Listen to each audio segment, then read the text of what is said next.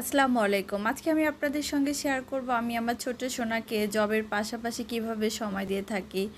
আসলে আমরা যারা গার্মেন্টস সেক্টরে চাকরি করি, যেহেতু আমি একজন প্রফেশনালি মার্চেন্ডাইজার, আমাদের আসলে ইন টাইমটা আছে বাট আউট টাইমটা আমাদের নেই বললেই চলে। সো সেক্ষেত্রে আসলে আমাদের কিছু লিমিটেড টাইম ফ্রেমের মধ্যে দিয়ে চলতে হয়। আমরা ওইভাবে ফ্যামিলিকে সময় দিতে পারি না। তো আমি চেষ্টা করি এর মধ্যে যতটুকু পারা যায় আমার ছোট সোনাটাকে সময় দিতে।